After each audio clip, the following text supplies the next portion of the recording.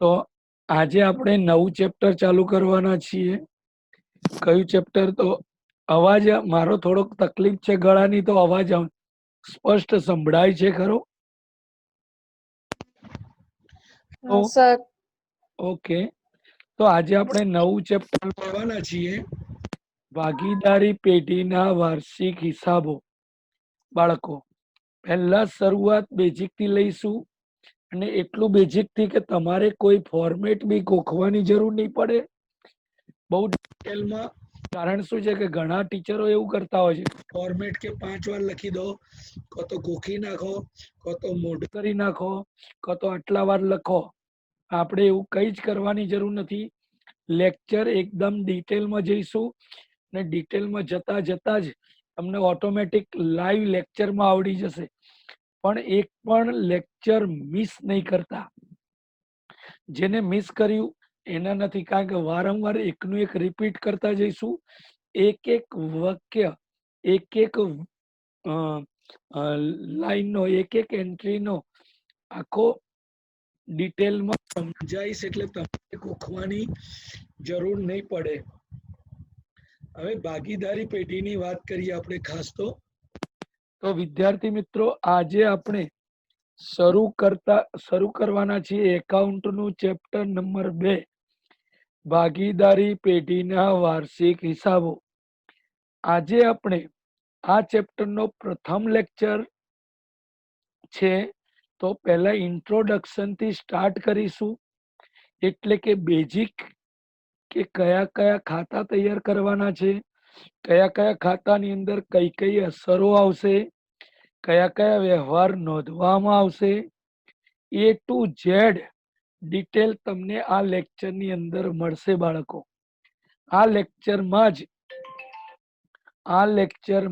જ એક મિનિટ બાળકો, એક કોલ આવી ગયું છે. આ લેક્ચરમાં જ તમને 70% ભાગીદાર 70% તમને ક્લિયર થઈ જશે.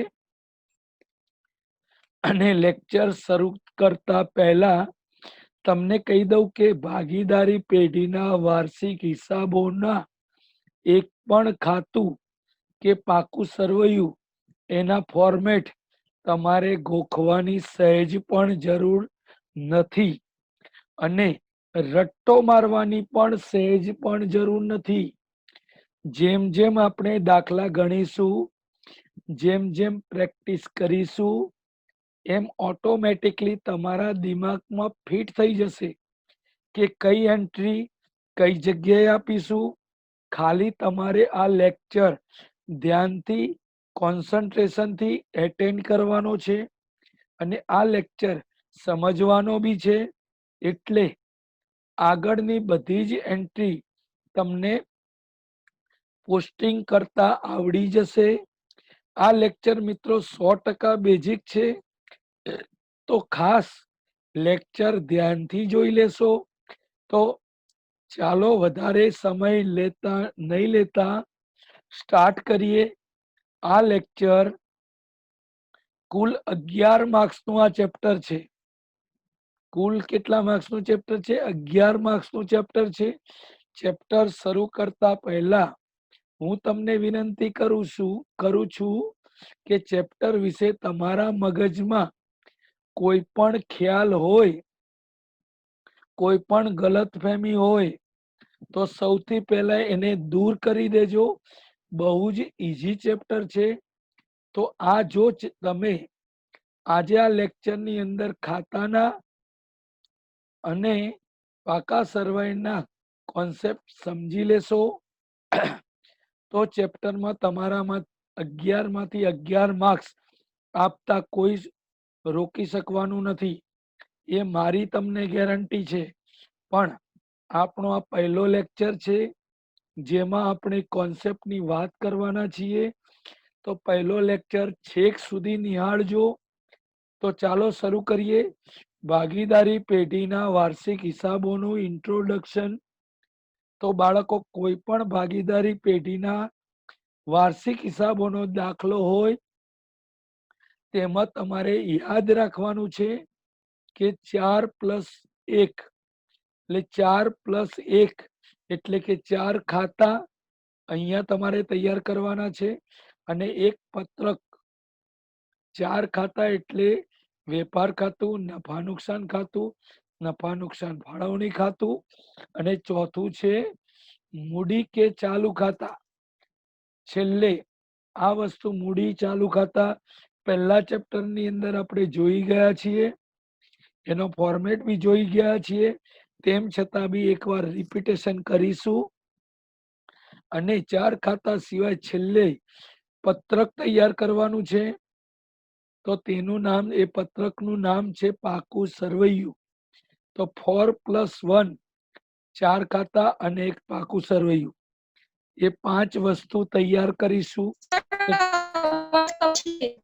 હલો હલો હલો, કઈ કેવું છે કોઈએ વચ્ચે? મારો અવાજ આવે છે? હલો હા હલો. સર, અવાજ આવે છે. ઓકે, તો કોઈ વચ્ચે બોલતું હતું એટલે મેં કીધું કઈ પૂછવું હોય તો. ઓકે, તો પહેલા શરૂ કરીએ છીએ વેપાર ખાતાથી બાળકો. હવે આગળની દરેક ડિટેલ તમે ધ્યાનથી સાંભળજો. એક જ વખત સાંભળશો તો મગજમાં ઉતારી દેશો. કોઈ પણ દાખલો હોય તમે દરેક દાખલો ગણી શકશો. સૌથી પહેલા વેપાર ખાતું. 11મા ધોરણમાં વાર્ષિક હિસાબોમાં વેપાર ખાતું, નફા નુકસાન ખાતું ને પાકું સરવૈયું આપણે શીખી ગયા છીએ. પણ હવે થોડું ડિટેલમાં, કારણ કે અમુક એન્ટ્રીઓ નફા નુકસાન ફાળવણી ખાતામાં જશે, મૂડી ખાતામાં જશે. બરોબર, તો ધ્યાનથી સાંભળજો. બાળકો, વેપાર ખાતાની ઉપર હેડિંગ આપવું ફરજિયાત છે. ઘણા લોકો ખાલી વેપાર ખાતું લખી નાખે છે, તો એ ચાલશે નહીં બાળકો. વેપાર ખાતું એ ચાલશે નહીં એ રીતે. હવે તમે સ્ક્રીન ઉપર બી જોતા રહેશો એક એક એન્ટ્રી. હવે વેપાર ખાતું લખશો તો ચાલશે, પણ ખાલી વેપાર ખાતું એકલું લખશો તો વસ્તુ ખોટી છે. દાખલામાં માર્ક્સ કપાઈ શકે છે. 11માંથી 11 માર્ક્સ પૂરેપૂરા મેળવવા હોય તો પહેલા હેડિંગ આપવું કમ્પલસરી છે બાળકો. તમે જોયું જે ફોર્મેટ છે એ ફોર્મેટની અંદર મેં એક્ઝામ્પલ લખ્યું છે. A B નામ આપ્યા હોય તો નામ લખી શકો. ધારો કે રમેશ અને મહેશની ભાગીદારી પેઢીનું 31/3/2019 ના રોજ પૂરા થતા વર્ષનું વેપાર ખાતું. આ રીતે ખાલી વેપાર ખાતું લખશો તો માર્ક્સ કપાઈ શકે છે. એટલે ધ્યાન રાખો કે આ મેન હેડિંગ આપવું જરૂરી છે. મેં ખાલી A અને B લખ્યા છે. તમે જે નામ આપ્યા હોય એ નામ લખી શકો છો. એમાં કોઈ જ ફર્ક નથી પડતો. A અને B ની જગ્યાએ જે કંઈ પણ નામ આપેલા હોય એ નામ લખી શકો છો. વેપાર ખાતાની અંદર માત્ર ને માત્ર માલને લગતા વ્યવહારો નોંધવામાં આવે છે બાળકો. ધ્યાન રાખો, આપણે આ વેપાર ખાતું બનાવીએ છીએ અને વેપાર ખાતાની અંદર એકલી કઈ એન્ટ્રી થશે? માલને લગતી એન્ટ્રી. બીજી કોઈ જ એન્ટ્રી નથી કરવાની. યાદ ફટાફટ રહી જશે. કોઈ એન્ટ્રી ગોખવાની જરૂર નથી. ખાલી એટલું રાખવાનું કે માલને લગતી દરેક એન્ટ્રી અહીંયા થશે. તમને એક એક એન્ટ્રી યાદ કરાવીશ માલને લગતી. તો આ વ્યવહાર માલને લગતો હોય કોઈ પણ, આ ખાતાની અંદર માલને લગતા જ વ્યવહારો નોંધવામાં આવશે. તો તમારે એ આઈડેન્ટિફાય કરવાનું છે બાળકો કે શું આ વ્યવહાર માલને લગતો છે. જો હા, તો ક્યાં આવશે? વેપાર ખાતાની અંદર આવશે. તો વેપાર ખાતાની ઉધાર બાજુ શરૂઆત કરીએ બાળકો. સૌથી પહેલા આપણે ફોર્મેટ જોઈશું. આપણે ઉધાર અને આ જમા તમારી સ્ક્રીન ઉપર દેખાતું હશે. ફોન આડો કરી દેશો, ફૂલ સ્ક્રીન હશે તો તમને જોવાની મજા આવશે. વેપાર ખાતાની એક ઉધાર બાજુ છે અને એક જમા બાજુ છે. આ ફોર્મેટ છે બાળકો. વિગત રકમ લગભગ દરેકને આટલું તો આવડે જ છે, કારણ કે 11th આ કરેલું છે. હવે આપણે આગળની શરૂઆત કરીએ તો સૌથી પહેલા શું આવશે તમને ખબર છે. શરૂઆતનો સ્ટોક તમને આપ્યું છે, સ્ક્રીન ઉપર જોતા જાઓ. અને હું તમને કહું છું, તમારી જોડે રેકોર્ડિંગની વ્યવસ્થા હોય તો રેકોર્ડિંગ મેં કહી દીધું છે, પેલું એ ઓપ્શન ઇનેબલ કરેલું છે તો કરી શકો છો. તમે બી લેપટોપ હશે તો એ રેકોર્ડિંગ થશે આ લેક્ચર. શરૂઆતનો સ્ટોક એટલે આપણી પાસે જે કંઈ પણ સ્ટોક પડ્યો છે હાલમાં નવા વર્ષે, તારીખ એટલે 1 એપ્રિલ, વર્ષ આપણે 31 વર્ષનું પૂરું થયું એટલે પહેલી વર્ષ છે 1 એપ્રિલ આવે. 1 એપ્રિલે એને આપણે શરૂઆતનો સ્ટોક કહીશું. શરૂઆતનો સ્ટોક તમને કાચા સરવૈયામાં આપેલો હશે બાળકો, બિંદાસ. આ તમને એન્ટ્રી ખબર છે, કઈ નવા જૂનું નથી, બરોબર. એ પછી શું આવશે? ખરીદી. સિમ્પલ વસ્તુ તમારી સ્ક્રીન ઉપર બી આપેલું છે ખરીદી. તો ખરીદી આપણે અંદરના કોલમમાં લખશું. આ એન્ટ્રીઓ આપણે 11th બી આવતી હતી. ખરીદી અંદરના કોલમમાં લખીશું. એટલે ખરીદીને આપણે કહીએ તો ખરીદી એટલે માલની જ એન્ટ્રી છે, એટલે વેપાર ખાતામાં આવશે. ખરીદી એટલે નવો, આપણે જે કઈ માલ ખરીદીએ છીએ એ આપણે અહીંયા ઉધાર બાજુ લખવાનો છે, બરોબર. આપણે પહેલા બી નતા કેતા કે આવે તો ઉધાર, તો માલ ખરીદ્યો છે, માલ આવ્યો છે, ઉધાર સાઈડ ખરીદી આવશે. માલની એન્ટ્રી થાય છે. વારંવાર એકનો એક શબ્દ બોલીશું. ઇન શોર્ટ, માલ ધંધામાં આવે છે તો ઉધાર બાજુ લખીશું, અને જો ધંધામાં માલ જશે તો આપણે જમા બાજુ લખીશું. ખરીદી વ્યવહારની, ખરીદીનો વ્યવહાર, ધંધાની અંદર માલ આવશે એને આપણે કહીએ છીએ માલની ખરીદી બાળકો. અને જ્યારે ખરીદી કરેલો માલ પાછો આપીએ એને શું કહીશું આપણે? ખરીદ માલ પરત. તો માલ આવ્યો છે અને માલ પાછો જાય તો એ ખરીદીમાંથી આપણે શું કરીશું? ખરીદ બાદ. ખરીદ પરત તો બાદ બાકી કરીશું. સ્ક્રીન ઉપર તમારું લખેલું જ છે ખરીદ માલ પરત, બરોબર છે. એટલે ખરીદીમાંથી બાદ કરીશું.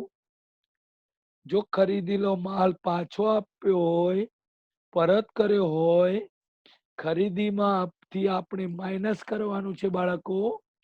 અને હવે આગળ ત્યાર પછી બીજો એક ઇમ્પોર્ટન્ટ છે જે ખરીદીમાંથી બાદ કરવાનું છે બાળકો, એ છે વેચાણ સિવાયના, હું શબ્દ બોલું એ ધ્યાન રાખો, વેચાણ સિવાયના અન્ય કોઈ પણ રીતે ધંધામાંથી માલ ગયો હોય તો આપણે ખરીદીમાંથી માલ બાદ કરીશું.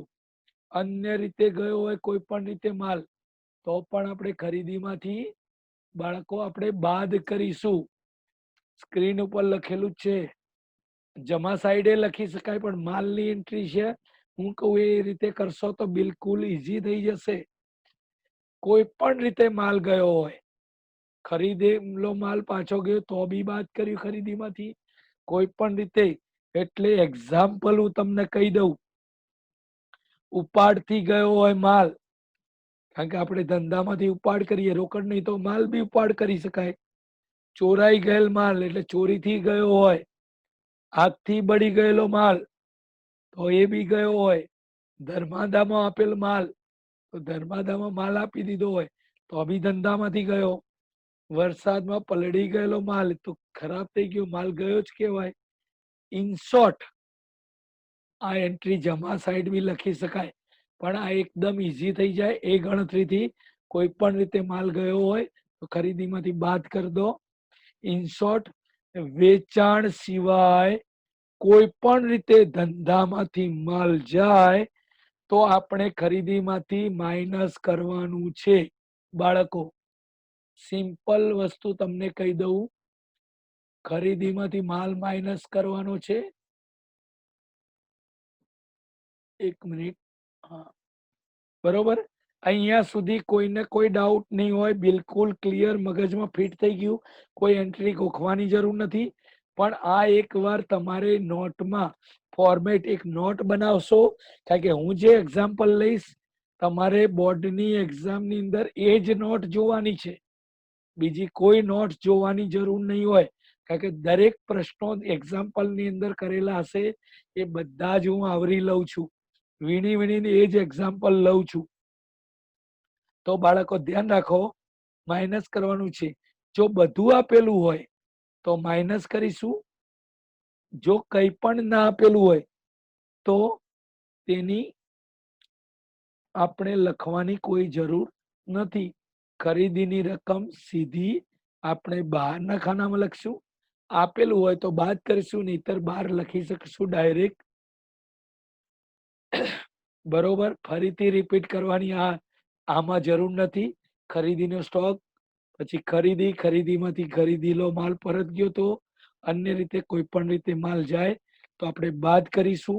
ઉપાડથી જાય કે ચોરાઈથી જાય કે બળી ગયેલ થાય કે ધર્માદામાં આપ્યો હોય કે ગમે તે રીતે, તો બાદ કરીને ખરીદીનો એન્ટ્રી બહાર મૂકીશું. ત્યાર પછી આવે છે બાળકો ખરીદીના ખર્ચા. બિલકુલ સિમ્પલ એન્ટ્રી બાળકો.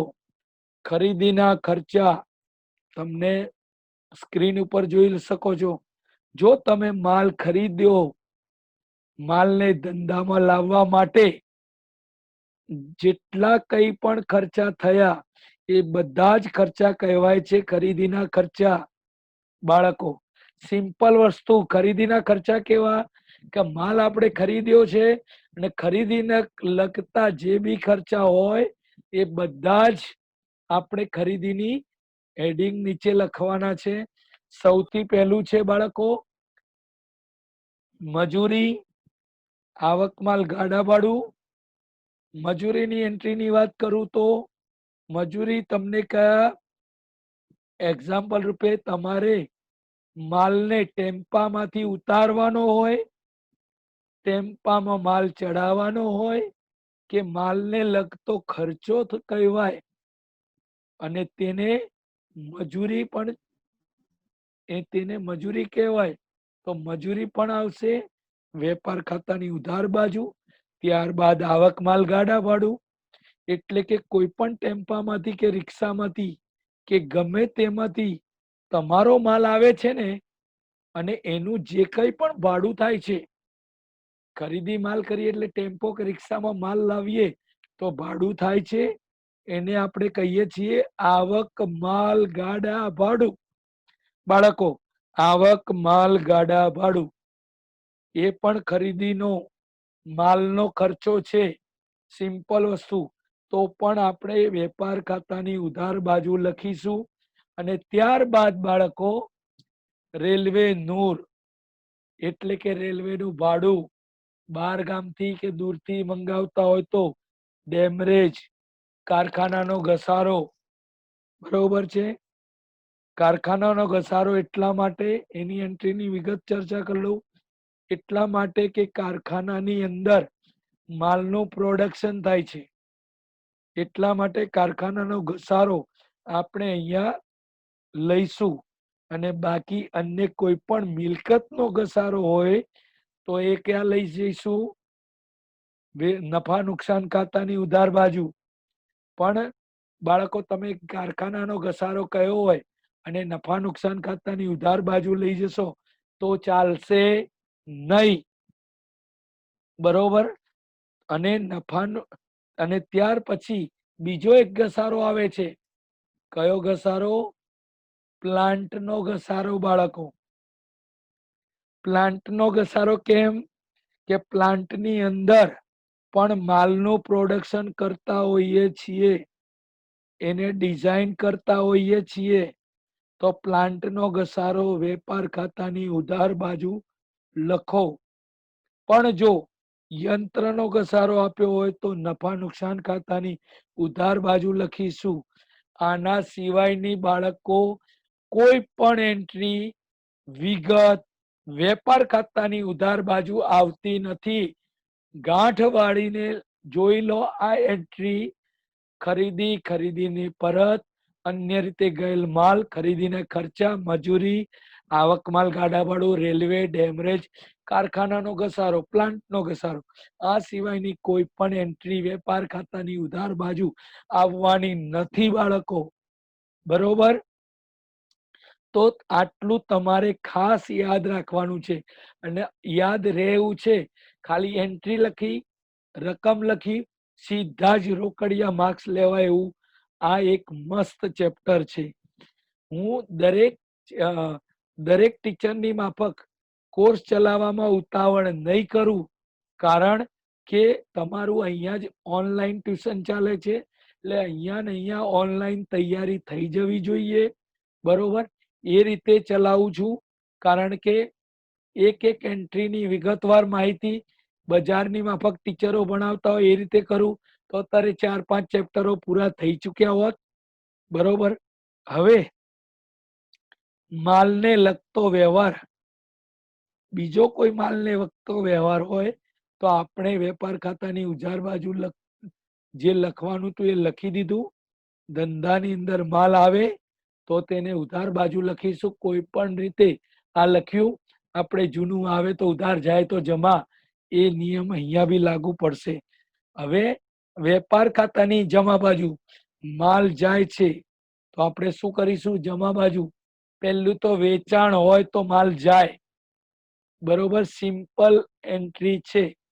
વેચાણ માલનું કર્યું હોય, કારણ કે આની અંદર માલને લગતા વ્યવહારો, મગજમાં ગાંઠ બાળી દો, માલને લગતા વ્યવહારો હોય એટલે વેચાણ આવ્યો એટલે માલ ગયો, વેચાણ કર્યું માલનું. બરોબર. જેમ ખરીદીમાંથી આગળ જઈએ તો ખરીદીમાંથી ખરીદ પરત કર્યું, એમ વેચાણમાંથી વેચાણ પરત કરીએ તો વેચેલો માલ છે પાછો આવે તો પાછો આવ્યો.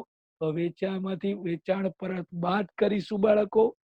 સિમ્પલ વસ્તુ જે આ તો તમે 11th કરી ચુક્યા હતા, પણ એની ડિટેલમાં માહિતી કે અહીંયા કેમ આવે છે એ કદાચ કોઈને ખબર નહીં હોય તો. બરોબર છે. હવે આગળની એન્ટ્રીની વાત કરું તો વેચાણ પરત લખી દીધી. ત્યાર પછી આવશે બાળકો વેચાણનું બહારના ખાનામાં લખી દઈશું. એના પછીની એન્ટ્રી ભંગાર માલનું વેચાણ. આપણા ત્યાં આ વેચાણ કેવું છે બાળકો? જે આપણું પ્રોડક્શન છે, આ એવો માલ છે જે પડ્યો રહ્યો છે, ભંગાર થઈ ગયેલો છે અને એનું તમે વેચાણ કરો છો બાળકો. તો આ વેચાણ આપણે અલગથી દર્શાવવું પડશે. કારણ કે માલ પડ્યો રહ્યો છે, ભંગાર થયેલો છે, જે કઈ પણ રકમ ઉપજે છે એનું આપણે વેચાણ કર્યું તો માલ અલ્ટિમેટલી ધંધામાંથી ગયો છે. માલનો વ્યવહાર છે બાળકો. બરોબર. જેમ ઉધાર બાજુ શરૂઆતનો સ્ટોક હતો તો જમા બાજુ કયો સ્ટોક આવશે આની પછી? બાળકો આપણને દરેકને ખબર છે, આખર માલનો સ્ટોક. એટલે કે આખરનો સ્ટોક હંમેશા આખર માલનો સ્ટોક હવાલામાં આપેલો જ હોય છે તમને. અને હવાલાની હંમેશા 2 એન્ટ્રી થાય છે, 2 અસર. એક કઈ અસર? આખર સ્ટોક અહીંયા આપણે આવશે અને બીજી અસર આવશે ક્યાં? ચાલુ મિલકતોની અંદર. કારણ કે પાકા સર્વેમાં આપણે 11th જ્યાં ત્યાં એન્ટ્રી લખતા હતા, અહીંયા આપણે લખીશું નહીં, કોઈ ભૂલ કરીશું નહીં. પાકા સર્વેયામાં મિલકત લેણા બાજુ ચાલુ મિલકતોની અંદર થશે મિલકત લેણા બાજુ. અને આપણે આગળ જોઈશું. બસ આ 2 વિગત સિવાય કોઈ પણ એન્ટ્રી, કોઈ પણ વિગત તમને જોવા મળશે નહીં. ભંગાર માલનું વેચાણ ભાગ્યે જ દાખલાની અંદર આવશે બાળકો, પણ આપણા મગજમાં હોવું જોઈએ. 99% દાખલાની અંદર પૂછાતું નથી. તો બાળકો આટલું વેપાર ખાતા માટે યાદ રાખવાનું છે. ત્યાર પછી આપણે ખાતું બંધ કરવાનું છે. જો જમા બાજુનો સરવાળો વધારે આવે બાળકો, સરવાળો બંને બાજુ કરી દીધો. જો જમા સાઈડ નો સરવાળો વધારે આવે તો રકમ આપણે ઉધાર બાજુ ઉમેરવાની થશે. કારણ કે ઉધાર બાજુ ખૂટે તો ઉમેરીશું તો શું ઉધાર બાજુ આવશે? કાચો નફો. બાળકો જ્યાં ઉમેરવાની રકમ ક્યાં આવી? જમા બાજુ વધારે થાય તો ઉધાર બાજુ નફા નુકસાન ખાતે કાચો નફો. આ રીતે રકમ ઉમેરીને લખવાનું છે બાળકો. આ જ એન્ટ્રી આ જ રીતે લખવાની છે, કોઈ બીજી રીતે લખવાની નથી. હું જેમ બતાવું એ જ સેમ રીતે. અને જો ઉધાર બાજુનો સરવાળો વધારે આવે અને આ કાચો નફો ક્યાં લઈ જવાનો છે? નફા નુકસાન ખાતે. ઘણા ટીચર એવું કરાવડાવે છે કે અહીંયા ખાલી કાચો નફો એવું લખશો તો તમારા માર્ક્સ બોર્ડની અંદર કપાશે બાળકો. પણ અહીંયા માત્ર કાચો નફો લખવાનો નથી. અહીંયા નફા નુકસાન ખાતે અને કૌંસમાં લખવાનું છે કાચો નફો બાળકો. હવે આગળની વાત કરું બાળકો, અને જો ઉધાર બાજુનો બાળકો સરવાળો વધારે આવે તો જમા બાજુ રકમ ઉમેરવી પડે. તો જમા બાજુ શું લખીશું આપણે? નફા નુકસાન ખાતે કાચી ખોટ. સિમ્પલ. માલને લગતા વ્યવહારો. આની અંદર કોઈ ગોખવાની કોઈ જરૂર હોય તો તમે મને કહો. બિલકુલ ઈઝી ફોર્મેટ. હવે કાચા સરવૈયામાં એન્ટ્રીઓ આપી હોય, હવાલામાં આપી હોય, આની અંદર ફિટ કરી દેવાની, બીજું કઈ છે જ નહીં. આ સ્ક્રીનશોટ એકવાર લઈ લો, કારણ કે તમારે આનું લખવું પડશે. તમારે એકવાર તો તમારે એન્ટ્રી આપવી જ પડશે, નોટમાં લખવું પડશે. હજુ બી 60% લોકો હોમવર્ક કરતા થયા છે, હજુ 40% લોકો હોમવર્ક કરતા નથી બાળકો. નેક્સ્ટ નફા નુકસાન ખાતામાં જઈશું આપણે. બરોબર બાળકો, નફા નુકસાન ખાતાનું આપણે ફોર્મેટ જોઈશું. એ પહેલા આપણે આગળ વધીએ કે હવે તમને પ્રશ્ન એ થશે સર કે આ બધું છે વહીવટી ખર્ચા છે, વેચાણ વિતરણ ખર્ચા છે, નાણાકીય ખર્ચા છે, અન્ય ખર્ચા છે, આ બધું અમે યાદ કેવી રીતે રાખશું નફા નુકસાન ખાતાની અંદર? તો આગળની વાત કરું એના વિશે થોડું ડિટેલમાં વાત કરું, કારણ કે આ જો પતી જાય લેક્ચર તો આપણે ફરીથી રિપીટ ઓનલાઈન જોઈન થવાનું છે બાળકો. કારણ કે નફા નુકસાન ખાતું પૂરું કરી દઈશું, કારણ કે ટાઈમ આપણી જોડે વધારે જાય છે. હવે બુધવારના દિવસે પાકા સર્વે નફા નુકસાન ફાળવણી ખાતું, નફા નુકસાન મૂડી ભાગીદારોના મૂડી ખાતા અને પાકું સર્વે બધા જ ફોર્મેટ આપણે તૈયાર કરી દઈશું. બરોબર. તમને પ્રશ્ન એ થાય કે આ તો ઉધાર બાજુ લખેલું છે, ઘણીવાર આપણે જો જૂનામાં એક વસ્તુ રહી ગઈ, મેં લખ્યું નથી, પણ આપણે જમા બાકી કોને કહેવાય અને ઉધાર બાકી કોને કહેવાય એ તમને કહી દઉં. કે ધારો કે આપણે લખ્યું છે કાચી ખોટ, તો આપણે ઉધાર બાજુ રકમમાં ઉમેરો કરવો પડ્યો છે. ફરીથી કહી દઉં, તમે પ્રશ્ન એ થશે કે આ તો ઉધાર બાજુ લખેલું છે, તો ઉધાર બાજુ જે કઈ કાચી ખોટ છે લખેલું છે તો એને આ કાચી ખોટ જે આવે છે એને જમા બાકી કહેવાય, અને કાચો નફો આવે એને ઉધાર બાકી કહેવાય. બરોબર છે. આ ફોર્મેટ ગોખવાની જરૂર નથી, આપણે ફટાફટ નફા નુકસાન ખાતામાં જઈ દઈએ. એનું ફોર્મેટ દરેક બાળકને ખબર જ છે. જોઈ લો બાળકો, થોડાક ઝીણી ઝીણી લખી છે કારણ કે દરેક એન્ટ્રી મેં આવરી લીધી છે એટલે અક્ષરો નાના હશે. થોડાક ધ્યાનથી જોઈ લો બાળકો. નફા નુકસાન ખાતાની પણ બે જ બાજુ છે, ઉધાર અને જમા. ઉધાર બાજુ લખવાના છે ખર્ચા અને જમા બાજુ માત્ર ને માત્ર આવકો લખવાની છે બાળકો. તો બાળકો વેપાર ખાતામાંથી જે કંઈ પણ નફો થયો છે તે નફા નુકસાન કે નુકસાન થયું હશે એ આપણે અહીંયા નફા નુકસાન ખાતે ટ્રાન્સફર કરવાનું છે. તો નફો થયો છે તો જમા બાજુ લખીશું આપણે.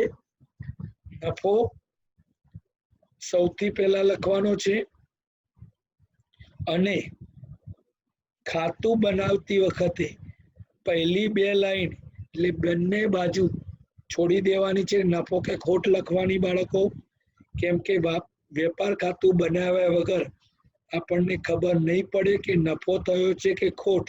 ખાતું જ્યારે પણ બનાવો ત્યારે ઉપરની બે લાઈન બંને બાજુ તમારે છોડી દેવાની છે અને પહેલા આ બે લાઈન છોડવાની ભૂલાવવું જોઈએ નહીં. નફો થશે તો જમા બાજુ લખીશું, ખોટ થશે તો આપણે ક્યાં લખીશું બાળકો? ઉધાર બાજુ. તમે સ્ક્રીન ઉપર લખેલું છે, અક્ષરો નાના છે, થોડુંક ધ્યાનથી જોશો. હવે આગળ વધીએ. તમને પ્રશ્ન એ થશે કે સર આ બધું વહીવટી ખર્ચા, હવે ખર્ચાઓ બધા મેં સ્ક્રીન ઉપર આપી દીધા છે. વહીવટી ખર્ચા, વેચાણ વિતરણ ખર્ચા, નાણાકીય ખર્ચા, અન્ય ખર્ચા કે નુકસાન, આ બધું લખવું જરૂરી છે. શું આ હેડિંગ આપવું જરૂરી છે? તો બાળકો હા જરૂરી છે. આ બધું જ લખવું જરૂરી છે.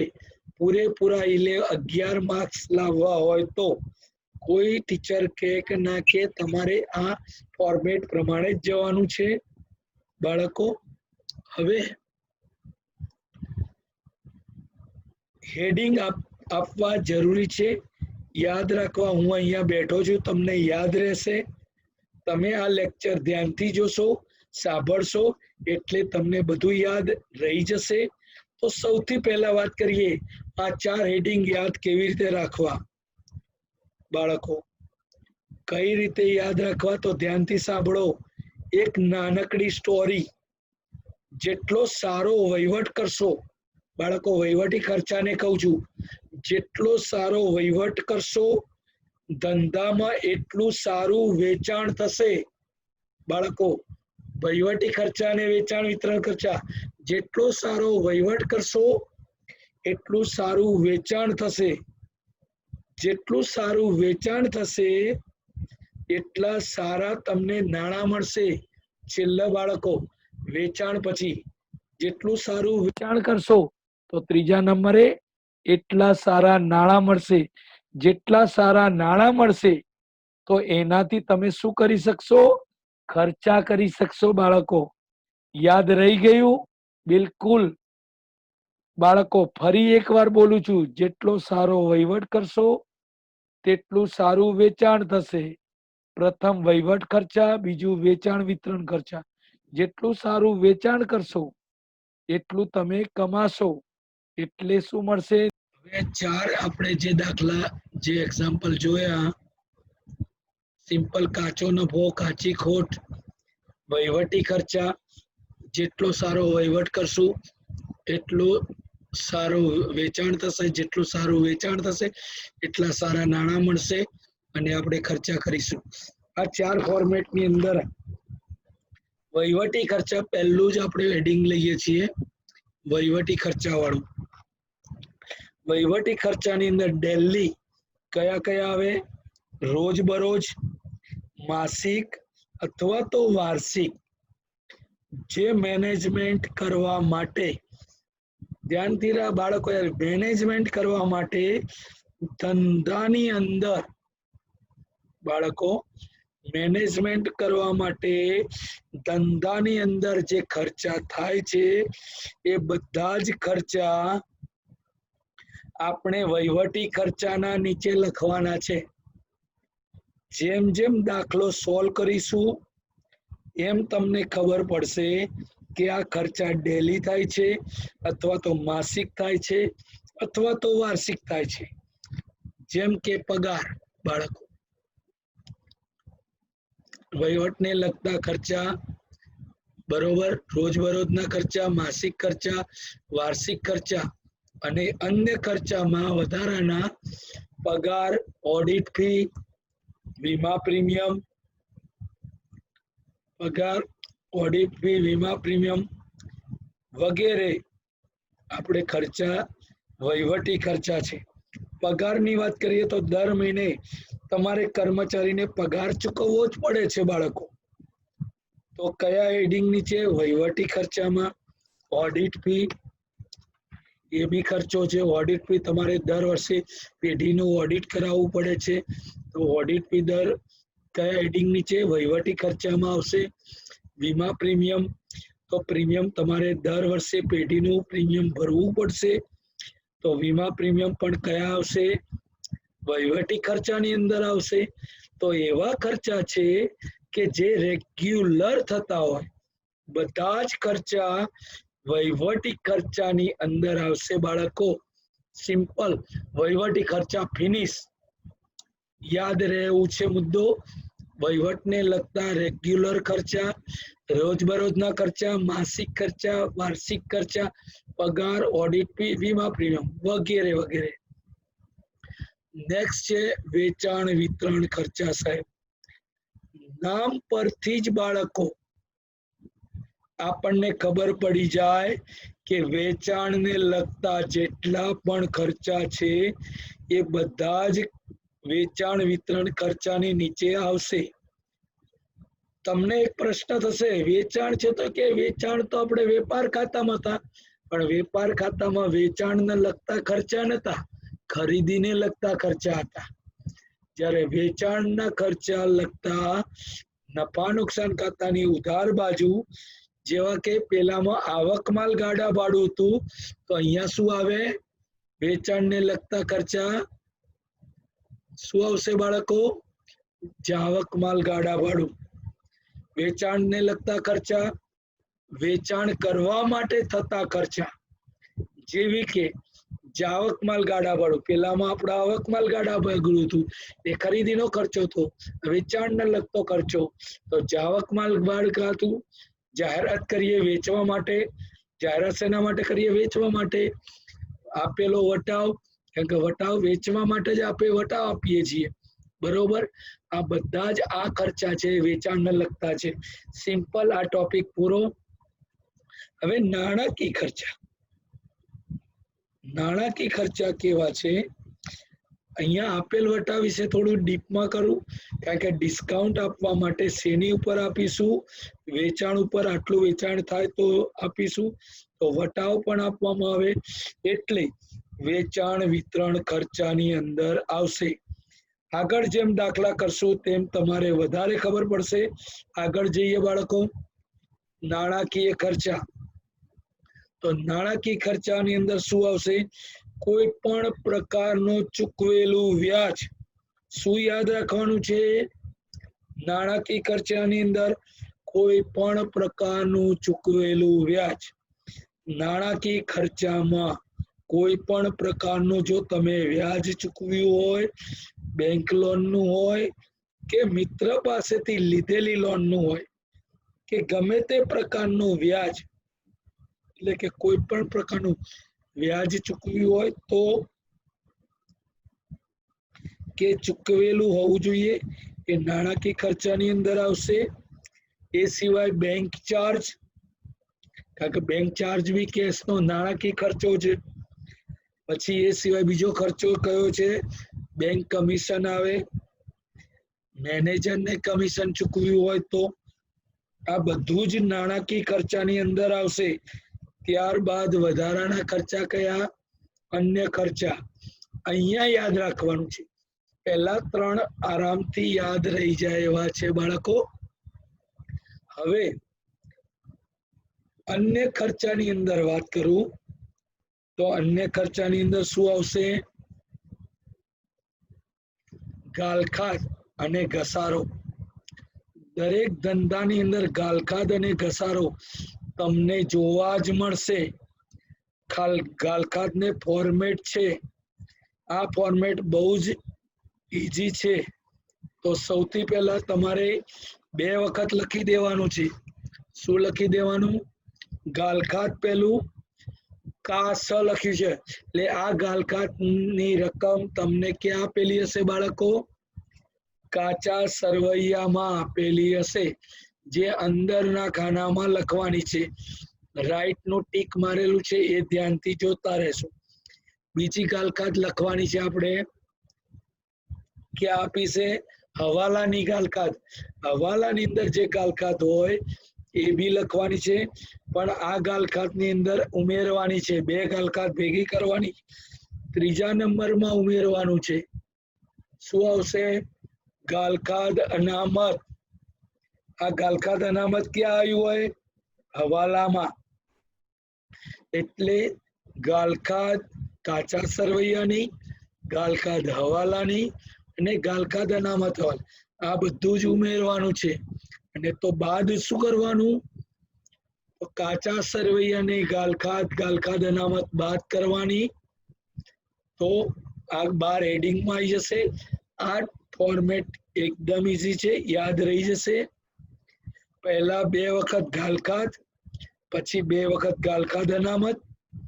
પહેલું તમારે લખવાનું છે, પહેલું અને છેલ્લું કાચું સરવૈયા વાળી, કાચું સરવૈયું અને કાચું સરવૈયું લખી દેવાનું છે. અને વચ્ચે હવાલા સિમ્પલ લખેલું છે મેં. જો મારું કર્સર છે, કાચું સરવૈયું, નીચે બી કાચું સરવૈયું, પહેલું છેલ્લું કાચું સરવૈયું, વચ્ચે હવાલા. યાદ રાખવા માટે પહેલી ધંધા ગાલખાદ કાચા સરવૈયામાંથી લેવાની છે. બીજી ગાલખાદ ક્યાંથી લેવાની છે? હવાલામાં આપેલ હોય તો. ત્રીજી ગાલખાદ અનામત હવાલામાં આપેલી હોય તો. અને છેલ્લી ગાલખાદ અનામત કાચા સરવૈયામાંથી આપણે લેવાની છે. જેની રકમ ન હોય તો એની રકમ લખવાની જરૂર નથી, પણ ફોર્મેટ આપણે ફરજિયાત આન્સરની અંદર લખવાની છે. ક્લિયર બાળકો? ધંધામાં થયેલ અન્ય કોઈ પણ નુકસાન હોય, ખર્ચ હોય, જે ઉપર ના આપેલો હોય તો ઉપાડના હેડિંગમાં, ના હોય તો અન્ય ખર્ચામાં. સિમ્પલ અન્ય ખર્ચામાં શું આવશે? અહીંયા બાળકો થોડુંક જોડણીમાં ભૂલ છે. આથી થયેલ નુકસાન, આથી નહીં, આગથી થયેલ નુકસાન બાળકો. આગથી આથી લખ્યું છે ને એમાં ભૂલ છે થોડી જોડણીમાં. કારણ કે તમે જેટલું ભણતા હોય ને, આ પીપીટી ને તૈયાર કરું ને એટલે મારે બી 3 કલાક 4 કલાક બેસવું પડે તો આટલું તૈયારી થાય. બાકી તૈયારી ના થાય. તમે જ વિચારી લો કે એક એન્ટ્રી, એક વિગત 1 by 1 ક્યારે થાય? હું બી 3-4 કલાક એની અંદર મથું તો પ્રેઝન્ટેશન તૈયાર થાય, એ વગર થાય નહીં.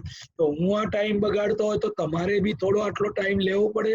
તેમ છતાં બી આ જોડણીમાં ભૂલ છે. આથી થયેલ નુકસાન તો આગથી થયેલ નુકસાન છે બાળકો. એ પછી અન્ય ખર્ચામાં જોઈએ તો વરસાદમાં માલ પલળી ગયો અને નુકસાન થયું, બરોબર. બીજું નુકસાન કયું કહેવાય? ચોરીથી થયું હોય નુકસાન.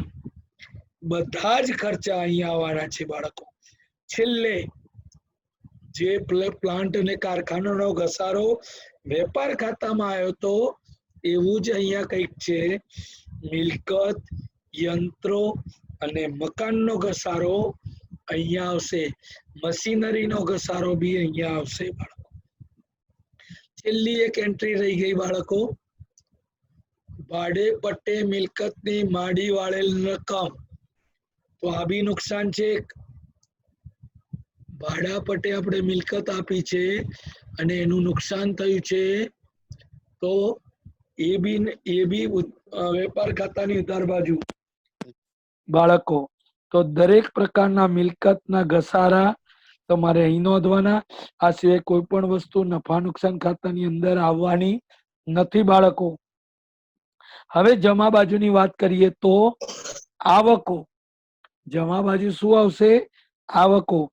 કોઈ પણ પ્રકારની આવક હોય અથવા કોઈ પણ પ્રકારનો ફાયદો હોય તો નફા નુકસાન ખાતાની જમા બાજુ જ લખાશે. એટલે બસ આટલું આવકો જોઈ લઈએ. 1 મિનિટ. આવકો, આવકો કઈ? કોઈ પણ પ્રકારની આવકો, ફાયદો, જેવી કે એક્ઝામ્પલ આપ્યું મળેલ વટાવ. આપણે આપેલ વટાવ લખ્યો તો એ વેચાણ કરવા માટે આપ્યો તો મળેલો વટાવ હોય તો એ આવક કહેવાય. કેમ કે આપણે ખરીદ્યો અને વટાવ મળ્યો હોય. તો એક વસ્તુ આ છે બાળકો. બાજુમાં એક રકમ. હવે શું કરીશું આપણે? આમાંથી ધારો કે નફા નુકસાન ખાતા નહીં, જમા બાજુ એટલે કે જમા બાજુનો સરવાળો કરીશું, ઉધાર બાજુનો સરવાળો કરીશું. જો જમા બાજુનો સરવાળો વધારે આવશે તો આપણે ક્યાં લખીશું? છેક નીચે છે તો સ્ક્રીનમાં દેખાય છે કે નહીં તમે જોઈ લેજો. સરવાળો નીચે કરીશું. જો જમા બાજુનો સરવાળો વધારે હોય તો ઉધાર બાજુ એક રકમ ઉમેરવી પડે. શું લખીશું? એના હેડિંગમાં નફા નુકસાન ફાળવણી ખાતે અને કૌંસમાં લખીશું ચોખ્ખો નફો. ચોખ્ખો નફો. જો ઉધાર બાજુનો સરવાળો વધારે હોય બાળકો, તો ધ્યાન રાખો કે ઉધાર બાજુનો સરવાળો વધારે હોય તો આપણે ક્યાં લખીશું? જમા બાજુ. નફા નુકસાન ફાળવણી ખાતે ચોખ્ખો નફો. બાળકો આખું ફોર્મેટ ક્લિયર? સ્ક્રીનશોટ લઈ લેશો. હવે અહીંયા આપણું આ લેક્ચર કમ્પ્લીટ કરીશું. જો કાચું સરવૈયું તમને મોટું આપેલું હોય તો તમારે 1.5 પેજનું નફા નુકસાન ફાળવણી ખાતું આગળ બનાવવું પડશે. અને જો કાચું સરવૈયું નાનું આપ્યું હોય તો તમારે 1 પેજનું નફા નુકસાન ખાતું બનાવવાનું છે. એમાં વહીવટી ખર્ચા માટે તમારે, વહીવટી ખર્ચાની વાત કરું તો તમારે 10 લીટી છોડીને રાખવાની. બરોબર? અને વેચાણ વિતરણ ખર્ચો સેકન્ડ નંબર 5 લીટી છોડીને રાખવાની. નાણાકીય ખર્ચા માટે 5 લાઈન અને અન્ય ખર્ચા માટે તમારે 10 લાઈન. આટલું ધ્યાન રાખવાનું. વહીવટી ખર્ચા અને અન્ય ખર્ચામાં 10 લાઈનો છોડીને રાખવાની. અને વેચાણ વિતરણ અને નાણાકીય ખર્ચા માટે 5 લાઈન તમારે છોડીને રાખવાની છે બાળકો. સિમ્પલ વસ્તુ. ચોખ્ખો નફો પણ ચોખ્ખાની નફાની કૌંસમાં લખી ને ક્યાં લઈ જવાનો છે? નફા નુકસાન ફાળવણી ખાતે. ચોખ્ખી ખોટ તો નફા નુકસાન ફાળવણી ખાતે. સિમ્પલ. સ્ક્રીનશોટ લઈ લો. કાલના દિવસમાં આ 2 ફોર્મેટ તમારી નોટમાં લખી અને મને મોકલી આપો. હજુ 60% છોકરાઓ જ હોમવર્ક કરે છે, બાકીના નથી કરતા. શું બાકીના સ્ટુડન્ટોને માર્ક્સ નથી લાવવા? જો લાવવા હોય તો આ હોમવર્ક કરજો. નહીતર છેલ્લે 3 મહિના બી મને ફિઝિકલ મળી ગયા ને તો રિઝલ્ટ ફેરવતા આવડે છે. પણ છેલ્લા ટાઈમે શું થશે ખબર છે? તમારે 5-5, 6-6 કલાક સર્જકની અંદર ફિટ થઈ જવું પડશે. 6 કલાક 5 કલાક છોડવાના નથી. કારણ કે અમે બધા સ્ટાન્ડર્ડ બંધ કરી દીધા છે. ખાલી 9, 10, 11, 12 4 સ્ટાન્ડર્ડ ચાલુ રાખ્યા છે. એટલે ફૂલ ટાઈમ તમારે સર્જકમાં રહેવાની તૈયારી રાખવાની છે. અને 3 મહિનાની અંદર 50% વાળાને 80% મોકલતા આવડે છે. આની અંદર જે આઈએમપી આપી દઈએ ને એકાઉન્ટની અંદર ને સ્ટેટની અંદર, એની બહારનું પૂછાવાનું નથી. એ બી લખી રાખું. અને આજે જ કહી દઉં કે જે મેં દાખલા કરાય એ જ કરવાના. બીજો ત્રીજો કોઈ કરવાનો જ નથી. હા, પ્રેક્ટિસ માટે કરી શકો છો. બરોબર છે? હવે આપણો લેક્ચર અહીંયા ક્લિયર કરીએ છીએ. કોઈને કોઈ ક્વેશ્ચન હોય? કારણ કે મારે આગળ એક મીટિંગ બી છે બાળકો. નફા નુકસાન ફાળવણી ખાતું પહેલા આપણે ગયા લેક્ચરની અંદર સોમવારે જોઈ ગયા હતા વેપાર ખાતું, નફા નુકસાન ખાતું. આજે જોવાનું છે નફા નુકસાન ફાળવણી ખાતું, મૂડી ખાતા અને પાકું સરવૈયું. આપણે આજે આ કમ્પ્લીટ કરવાનું છે. એ થોડુંક ફોકસ, થોડું ધ્યાન રાખજો બાળકો. ખાસ કરીને આ નફા નુકસાન ફાળવણી ખાતું જ્યારે બી તમે બનાવો ત્યારે કુલ 15 લાઈનનું નફા નુકસાન ફાળવણી ખાતું તૈયાર કરવાનું છે. તેમાં પણ ઉધાર બાજુ અને જમા બાજુ. સૌથી પહેલા તો એ સમજી લઈએ કે નફા નુકસાન ફાળવણી ખાતું બનાવવાની જરૂર કેમ પડી બાળકો. આખું ફોર્મેટ છે, પણ આ ફોર્મેટ બનાવવાની જરૂર કેમ પડી અને આ ક્યારે તૈયાર કરવું પડે? તો આ ખાતું સ્પેશિયલી પેઢી અને ભાગીદાર વચ્ચેના વ્યવહારો નોંધવા માટે જ છે. આ ખાતામાં કયા કયા વ્યવહારો આવશે? પેઢીના અને ભાગીદાર વચ્ચે જે વ્યવહારો થયા હોય એ જ વ્યવહારો નોંધવામાં આવે છે આ ખાતામાં. અને તમે જ્યારે બી નોટમાં કે એક્ઝામની અંદર આ ખાતું બનાવતા હો ત્યારે કુલ 15 લાઈનનું, 15 લીટીનું આ ખાતું બનાવવાનું છે. પેઢીના જનરલ વ્યવહારો નફા નુકસાન ખાતામાં જશે બાળકો, જનરલ વ્યવહારો. પણ ભાગીદારને લગતા જેટલા પણ વ્યવહારો હોય તે બધા જ વ્યવહારો નફા નુકસાન ફાળવણી ખાતાની અંદર આપણે નોંધીશું. ફરીથી ધ્યાન રાખી લો, પેઢીના જનરલ વ્યવહારો જેટલા બી છે, આવકો છે કે ખર્ચ છે, બધા જ નફા નુકસાન ખાતામાં જશે.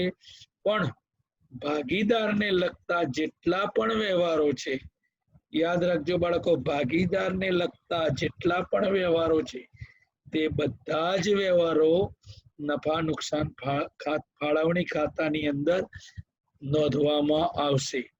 તો જોઈએ, આપણને ખ્યાલ આવશે કે આ જોઈશું એટલે આઈડિયા આવી જશે કે આની અંદર ભાગીદારોના જ વ્યવહારો નોંધવાના છે. અરે બાણાને કહી દે કે ભાઈ લેક્ચર ચાલે છે, વચ્ચે કોલ ના કરે.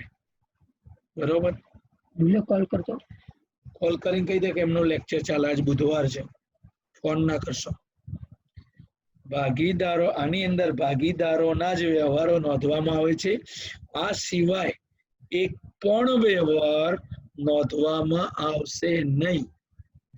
સૌથી પહેલા એ સમજી લઈએ બાળકો, આ ખાતું જ્યારે પણ તમે તૈયાર કરો છો ત્યારે તમારે પેઢી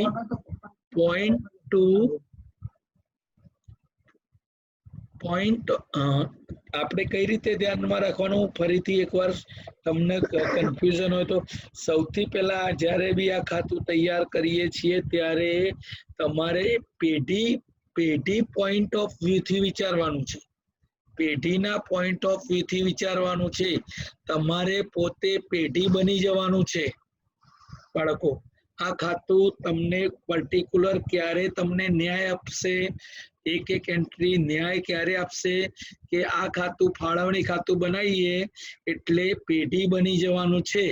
તમે સિમ્પલ આવા તમે નોટ પેન લઈને બેઠા હોય ને તો થોડુંક આવું વસ્તુ લખી દેવાનું કે નોંધ લખી નાખવાની કે નફા નુકસાન ફાળવણી ખાતું બનાવવાનું છે, તો ભાગીદારો અને પેઢી વચ્ચેના વ્યવહારો નોંધવામાં આવશે. આ મેન હેડિંગ મારી દીધું હોય તો તમને વાંધો ના આવે. બીજું કે જ્યારે બી આ ખાતું બનાવો એટલે પેઢી પોઈન્ટ ઓફ વ્યૂ થી વિચારવાનું છે. એટલે આપણે પોતે પેઢી બની જવાનું છે. પેઢી માટે ફાયદો હોય, ધ્યાન રાખજો. હવે આપણે આ ફાળવણી ખાતું બન્યું તો આપણે આ પેઢી છીએ, આપણે પોતે પેઢી છીએ, બરોબર. અને પેઢી માટે જો ફાયદો હોય તો જમા બાજુ આપણને, એટલે પેઢી એટલે આપણે પોતે પેઢી છીએ, આપણને ફાયદો થયો તો કઈ બાજુ એન્ટ્રી કરવાની? જમા બાજુ, બરોબર છે. આ ખાસ ધ્યાન રાખવાનું છે.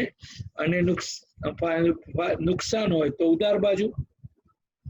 હવે આપણે થોડીક એક્ઝામ્પલ સમજીએ કે એ બી ની ભાગીદારી. હેડિંગ તો આ રીતે આપવાનું છે, ખાલી નફા નુકસાન ફાળવણી ખાતું હેડિંગમાં નહીં લખવાનું, માર્ક્સ કપાશે. એ અને બી, એ બી ની જગ્યાએ જે નામ આપ્યા હોય એ નામ લખવાની, ભાગીદારી પેઢી 31/3/19 ના રોજ પૂરા થતા વર્ષનું નફા નુકસાન ફાળવણી ખાતું આખું ફૂલ હેડિંગ આપવાનું છે આપણે બાળકો. હવે થોડુંક આગળનું જોઈએ.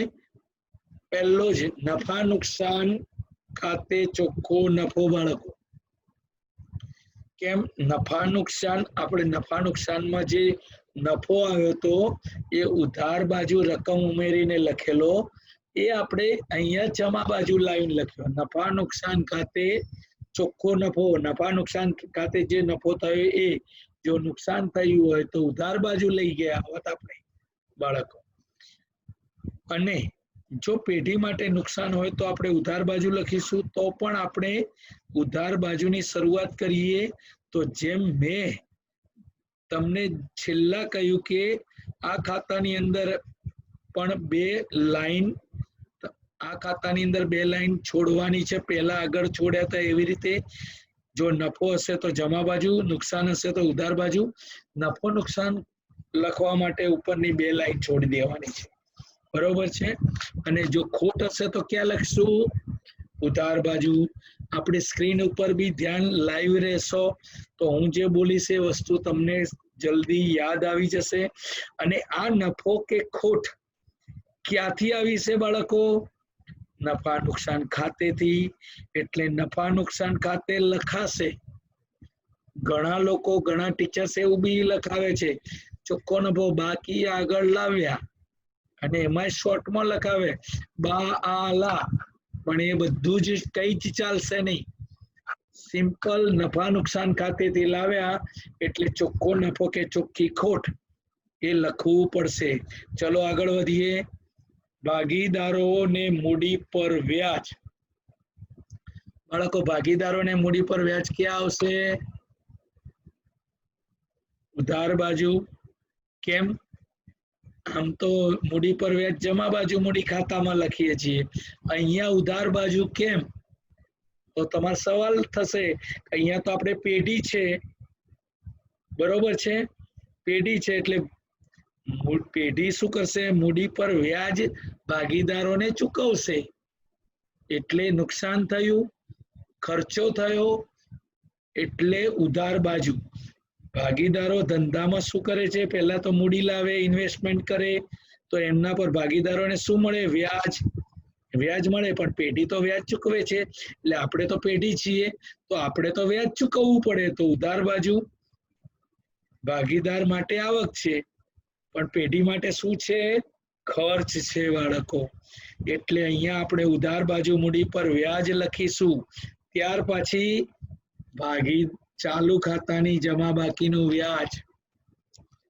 સેમ વસ્તુ મૂડી જેવું છે. આ વસ્તુ આવ્યું કે ભાગીદારો હવે મૂડી ખાતા બનાવો કે ચાલુ ખાતા બનાવો, સેમ ટુ સેમ જ છે. હવે જમા બાકીનું વ્યાજ બી અહીંયા આવે. જો ઉધાર બાકી હોય તો ત્યાં જાય. બરોબર, સિમ્પલ વસ્તુ. જેમ મૂડી પર વ્યાજ હોય એમ ચાલુ ખાતાનું હોય, એની પણ જમા બાકીનું વ્યાજ. પેઢી માટે શું કહેવાય? ખર્ચો કહેવાય. આપણે ઉધાર બાજુ લખશું. ત્યારબાદ જો પેઢી ભાગીદારને પગાર ચૂકવે, કમિશન ચૂકવે, મહેનતાણું ચૂકવે, વિચારો બાળકો ક્યાં લખીશું? સિમ્પલ, કોઈ પણ એન્ટ્રી ગોખ્યા વગર. પેઢી છે, ભાગીદારોને પગાર ચૂકવે તો પેઢી માટે ખર્ચ, કમિશન ચૂકવે તો પેઢી માટે ખર્ચ, મહેનતાણું ચૂકવે તો પેઢી માટે ખર્ચ. ખર્ચ હોય તો ઉધાર બાજુ બાળકો. સિમ્પલ, ભાગીદારોને પગાર, કમિશન અને મહેનતાણું. સિમ્પલ માઇન્ડથી વિચારવાનું છે. કઈ જ આપણે ગોખવાની કોઈ એન્ટ્રી, કોઈ ફર્મો ગોખવાની જરૂર નથી. બરોબર. મહેનતાણું, પગાર, કમિશન કે મહેનતાણું પેઢી આપે છે તો પેઢી માટે ખર્ચો કહેવાય. તો એ પણ આપણે અહીંયા ઉધાર બાજુ લખીશું બાળકો. તમે ખાસ એ યાદ રાખવાનું છે કે આ ખાતાની અંદર ભાગીદાર અને પેઢી વચ્ચેના જ વ્યવહારો નોંધાય છે. અન્ય કોઈ પણ વ્યવહાર અહીંયા નોંધવામાં આવશે નહીં. ત્યારબાદ છે, હું એક ને એક વાર્તા વારંવાર વાગોડીને લાવું છું, તમને અહીંયા જ ગોખાઈ જશે, તૈયાર થઈ જશે.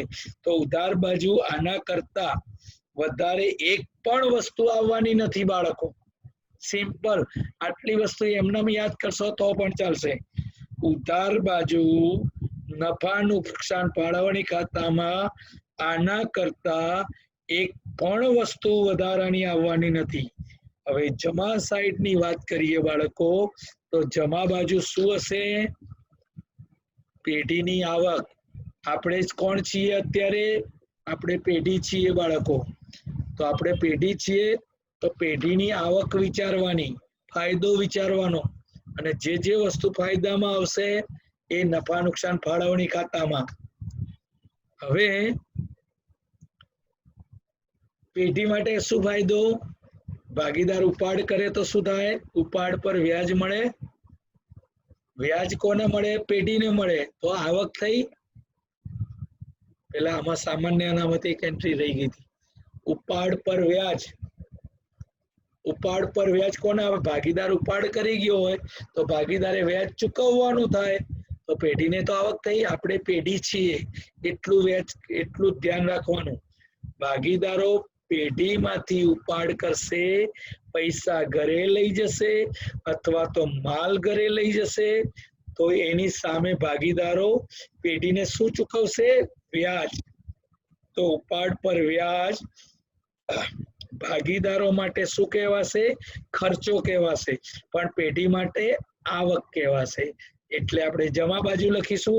એટલે આપણે નફા નુકસાન ફાળવણી ખાતામાં જમા બાજુ એન્ટ્રી પાડીશું, ઉપાડ પર વ્યાજ. ત્યાર પછી છે ચાલુ ખાતાની ઉધાર બાકીનું વ્યાજ. જેમ જમા બાકીનું ત્યાં હતું તો ઉધાર બાકીનું અહીંયા આવી ગયું. બરોબર? જમા બાજુ ચાલુ ખાતાની ઉધાર બાકીનું વ્યાજ, જ્યારે જમા બાજુની જમા બાકીનું વ્યાજ, ઉધાર બાકીનું વ્યાજ ઉધાર બાજુ. જ્યારે ઉધાર બાજુ ચાલુ ખાતાની જમા બાકીનું વ્યાજ આવશે, અને ઓપોઝિટ તમારે યાદ રાખવાનું કે ઉધાર બાજુ જમા બાકીનું વ્યાજ અને જમા બાજુ ઉધાર બાકીનું વ્યાજ. બસ ગમે તે દાખલો હોય, તમારે 15 લાઈનનું નફા નુકસાન ફાળવણી ખાતું તૈયાર કરવાનું રહેશે, અને ઉપરની બંને લાઈન બંને બાજુ સ્કીપ કરી દેવાની છે. હવે આ ખાતું બંધ કરીશું બાળકો.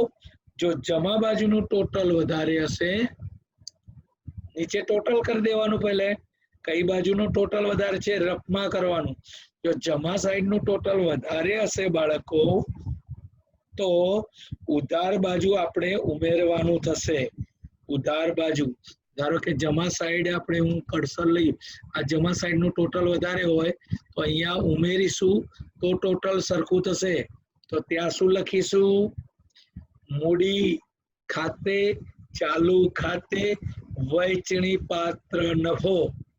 બાળકો આપણે પહેલા ચેપ્ટરમાં જોયું હતું, વહેંચણી પાત્ર નફો નફા નુકસાન ખાતામાં લઈ જતા હતા, અને ABC માં 3 વેચતા હતા. આ એ જ વહેંચણી પાત્ર નફો છે. જો જમા બાજુનો સરવાળો વધારે હોય તો વહેંચણી પાત્ર નફો આવશે, અને ઉધાર બાજુનો સરવાળો વધારે હોય તો વહેંચણી પાત્ર ખોટ આવશે. કારણ કે જો ઉધાર બાજુનો સરવાળો વધારે હશે તો જમા બાજુ ઉમેરવાનું થશે. અહીંયા પણ લખીશું કે મૂડી ચાલુ ખાતેથી વહેંચણી પાત્ર ખોટ, એટલે કે આજે નફો કે ખોટ છે ભાગીદારો વચ્ચે વહેંચવાનો છે. ક્લિયર બાળકો? તો આગળ વધીએ. મૂડી અથવા ચાલુ ખાતું. હવે મૂડી અથવા ચાલુ ખાતું, અહીંયા જ એક ક્લેરિટી કરી દઉં છું બાળકો, કે આ પેઢી છે અને ભાગીદારો વચ્ચેના વ્યવહારો છે. એક કોમન લોજિક આપણે વાપરવાનું છે કે તમારા માટે યાદ કરવાનું ઈઝી રહી જાય, કે આ જે ફાળવણી ખાતું કર્યું એ આપણે પેઢી બનીને કર્યું. હવે ભાગીદારોના મૂડી ખાતામાં આપણે ભાગીદાર બનીને કામ કરવાનું છે, ધ્યાન રાખવાનું છે, એટલે એ પણ સોલ્યુશન આવી જાય. હવે કોમન એક વસ્તુ તમને યાદ કરવા માટે કહીશ, કઈ જ ના યાદ રહે તો આજે જે નફા નુકસાન ફાળવણી ખાતાની અંદર જે ઉધાર બાજુ, કારણ કે અહીંયા તો બધી ભાગીદારોની વિગતો આવી છે, એન્ટ્રીઓ. જે ઉધાર બાજુ જેટલી બી એન્ટ્રી છે એ બધી જ એન્ટ્રી ક્યાં જશે? મૂડી ખાતાની જમા બાજુ. અને અહીંયા જમા છે એ બધી જ એન્ટ્રી ઉધાર જશે. એટલે આ એન્ટ્રીઓ સેમ ટુ સેમ ઓપોઝિટ જશે. એટલું જ યાદ રાખવાનું. ફાળવણી ની મૂડી ખાતાની સેમ ટુ સેમ એન્ટ્રી હશે, ખાલી બધી જ એન્ટ્રી ઓપોઝિટ થશે. સિમ્પલ વહેંચણી પાત્ર નફો છે તો ત્યાં જમા સાઈડ જશે. આ કમિશન, મહેનતાણું અને આવક, પગાર, જમા બાકીનું વ્યાજ, મૂડી પર વ્યાજ બધું ક્યાં જશે? મૂડી ખાતાની જમા બાજુ. આ ઉપાડ ખાતું અને ઉધાર બાકીનું વ્યાજ મૂડી ખાતાની ઉધાર બાજુ, ઓપોઝિટ. યાદ રાખીએ. ચલો નજરમાં હમણાં જોઈ લઈએ તો આઈડિયા. આ એક ફર્મો છે ભાગીદારોની મૂડી ખાતા અને ચાલુ ખાતા, બરોબર, સેમ ટુ સેમ. મૂડી ખાતા હોય તો ભાગીદારોની મૂડીના જમા બાકી હોય, પણ ચાલુ ખાતા આપે છે તો કોઈ બી ઉધારે હોય જમા બી હોય, બરોબર છે. હવે મૂડી ખાતું ક્યારે તૈયાર કરવું અને ચાલુ ખાતું ત્યારે તૈયાર કરવું એ થોડું સમજી લઈએ. પહેલા ચેપ્ટરની અંદર થિયરીની અંદર મેં સમજાવ્યું હતું, ફરી રાઉન્ડ મારી દઈએ કે જ્યારે કાચા સરવૈયાની અંદર માત્ર મૂડી ખાતા જ તમને આપેલા હોય, ધ્યાન રાખો થોડું જે શબ્દ બોલું છું એના પર, જ્યારે કાચા સરવૈયાની અંદર માત્ર મૂડી ખાતા જ આપેલા હોય તો અહીંયા આપણે માત્ર મૂડી ખાતા જ તૈયાર કરીશું બાળકો. ફરી એકવાર બોલું છું, જ્યારે કાચા સરવૈયાની અંદર મૂડી ખાતા જ દેખાય માત્ર મૂડી ખાતું બનાવીશું. પણ જ્યારે કાચા સરવૈયાની અંદર તમને મૂડી ખાતા આપેલા હોય અને ચાલુ ખાતા, બંને ખાતા આપેલા હોય ત્યારે માત્ર ચાલુ ખાતું બનાવીશું. એનો મતલબ કે જ્યારે મૂડી આપી હોય માત્ર મૂડી, ત્યારે મૂડી ખાતું, અને જ્યારે ચાલુ અને મૂડી અને ચાલુ ખાતું ની મૂડી આપી હોય, બંને આપી હોય ત્યારે આપણે ખાલી ચાલુ ખાતું તૈયાર કરશું. ક્લિયર બાળકો? બંનેનું ફોર્મેટ સેમ છે. ફોર્મેટમાં અને એન્ટ્રીમાં કોઈ જ ચેન્જ નથી. ચાલુ ખાતું હોય કે મૂડી ખાતું હોય, ચાલુ ખાતું હોય તો પણ મૂડી ખાતાની રીતે જ વિચારવાનું છે. આપણે સૌથી પહેલા મૂડી ખાતાની જમા બાકી હોય છે તો આપણે એન્ટ્રી કરીશું બાકી આગળ લાવ્યા. મૂડી ખાતું કાચા સરવૈયાની અંદર એન્ટ્રી હોય. ઘણા શિક્ષકોને બાળકો લખે છે શોર્ટમાં બા આ લા, પણ એ કરવાની જરૂર નથી. અહીંયા કાચું સરવૈયો કા સ મેં લખ્યું છે, પણ તમારે લખવાની જરૂર નથી. અહીંયા બાકી આગળ લાવ્યા ઓનલી લખીને એન્ટ્રી આપી દો તો પણ ચાલે. આપણે શીખવા માટે લખ્યું છે બાકી આગળ લાવ્યા, શરૂની બાકી, એટલે એની જેટલી મૂડી હોય, બીની જેટલી મૂડી આપી હોય એ અહીંયા લખી નાખવાની બહારના કોલમમાં. આ બાકી આપણને ક્યાં આપી હોય? ફરીથી એકવાર કાચા સરવૈયામાં આપી હોય છે. હવે બાળકો આ કોનું ખાતું છે? આ કોનું ખાતું છે બાળકો? ભાગીદારોનું ખાતું છે. જ્યારે આમાં તમે આમાં અસર આપો ત્યારે શું બની જવાનું? ભાગીદાર બની જવાનું. હવે બાળકો એક જ સિમ્પલ વસ્તુ તમને કહી રહ્યો છું કે ભાગીદારોનું આ ખાતું છે બાળકો. તો પેલા નફા નુકસાન ફાળવણી ખાતાની અંદર આપણે પેઢી બની ગયા હતા. અહીંયા શું બનવાનું? આપણે ભાગીદાર બનવાનું. હવે નોટ પેન લઈને બેઠા હતા, આવું નાની એન્ટ્રી આપવાની કે મૂડી ખાતા ચાલુ ખાતા હોય તો આપણે ભાગીદારી બનીને વિચારવાનું. નફા નુકસાન ફાળવણી ખાતું હોય તો શું વિચારવાનું? ભાગીદાર બનીને વિચારવાનું. તો જે આગળ નફા નુકસાન ફાળવણી ખાતામાં જેટલી વસ્તુ આપણે ઉધાર કરી હતી બાળકો, એ દરેક વસ્તુ આ ખાતામાં આપણે શું કરીશું? જમા બાજુ લખીશું.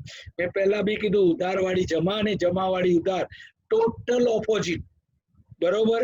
તો નફા નુકસાન ફાળવણી ખાતામાં જેટલી વસ્તુ જમા હતી એ બધી જ વસ્તુ આ ખાતાની અંદર ઉધાર થશે.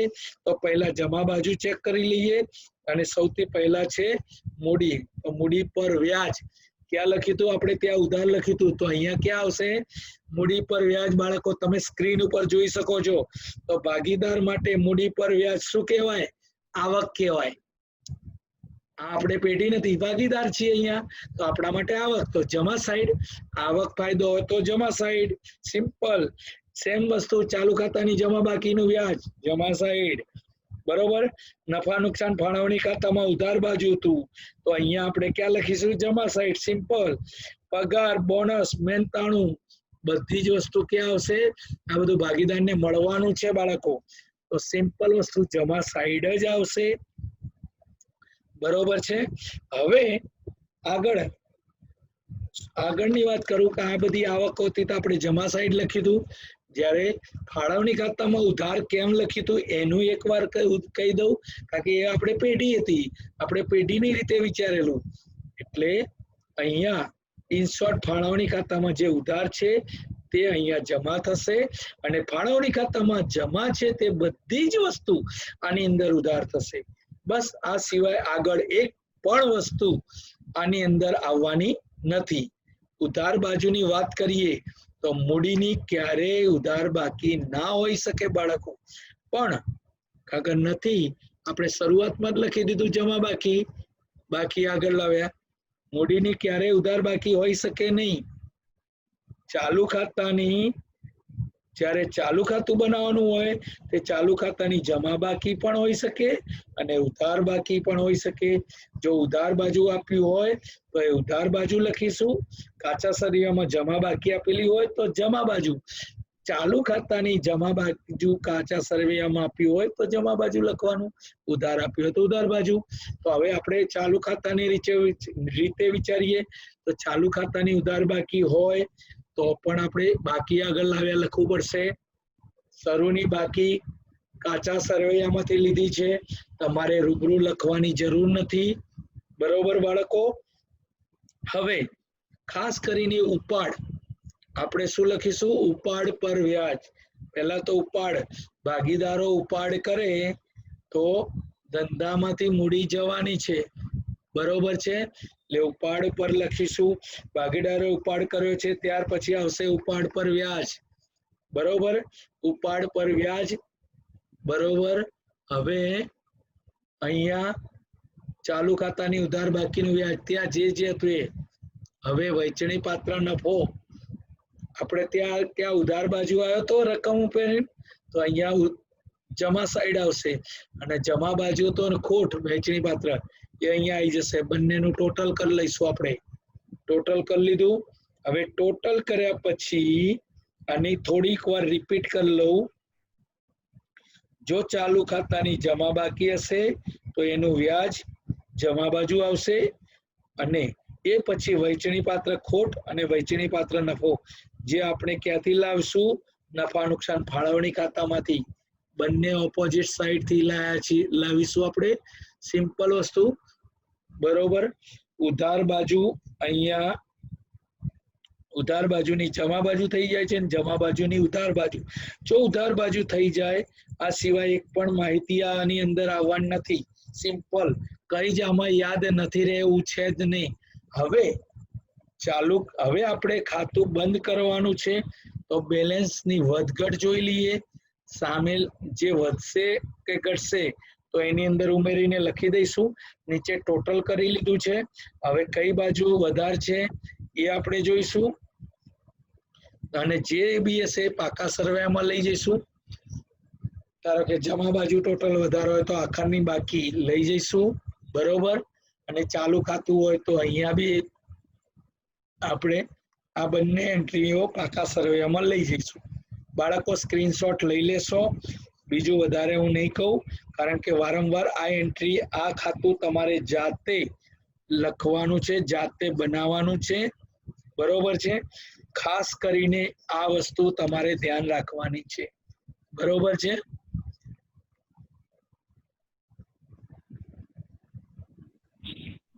હવે પાકું સરવૈયાને ધ્યાન આપીશું આપણે. આની અંદર હેડિંગમાં થોડોક ચેન્જ આવશે. આગળનો હેડિંગ શું આવ્યું હતું તમે જોયું છે? સરવૈયાનું આગળ હેડિંગ આપણે શું આપતા હતા પત્રકોની અંદર? એ અને બી ની ભાગીદારી પેઢીનું 31/3 પૂરા થતા વર્ષનું નફા નુકસાન ખાતું. અહીંયા શું છે? ભાગીદારી પેઢીના 31/3/2019 ના રોજનું એટલે 31/3 આપણું વર્ષ પતી ગયું એટલે રોજનું આવશે. ચેન્જ આવ્યો પેલામાં પૂરા થતા વર્ષનું, અહીંયા રોજનું છે. એટલે આ હેડિંગ ઉપર ખાસ યાદ રાખવું. આનું ફોર્મેટ છે પાકા સરવૈયાનું બાળકો. હવે કૃતિક શર્મા માઇક બંધ રાખશે, બરોબર? માઇક ચાલુ છે કૃતિક શર્માનું. ઓકે, હવે ખાસ આમાં ઉધાર કે જમા આવવાની નથી. આ ખાતામાં ક્યારે ઉધાર કે જમા લખાય નહીં. પાકા સરવૈયાની પણ બે બાજુ છે. એક છે મોડી દેવા, બિલકુલ મિલકત લેણા. મિલકત બાજુ બધી જ મિલકતો આવશે અને લેણા એટલે પૈસા. મિલકતો આવશે અને પૈસા લેવાના છે તો તે આવશે. જ્યારે મૂડી બાજુ મૂડી આવશે, ચાલુ ખાતાની બાકી આવશે અને દેવાઓ આવશે. એટલે આપણી જવાબદારીઓ અહીંયા નોંધાશે. તો શરૂઆત કરીએ બાળકો મિલકત બાજુથી. મિલકત કેટલા પ્રકારની? બે પ્રકારની હોય છે, બિન ચાલુ મિલકતો અને ચાલુ મિલકતો. આપણી સ્ક્રીન ઉપર જોઈએ બિન મિલકતો. આ રીતે તમારે હેડિંગ સાથે જ દાખલો ગણવાનો છે. બિન મિલકતોમાં કઈ કઈ આવશે? કાયમી સ્થિર મિલકતો અને દ્રશ્ય મિલકતો. દ્રશ્ય મિલકતો એટલે આપણે જોઈ શકીએ એવી મિલકતો બાળકો.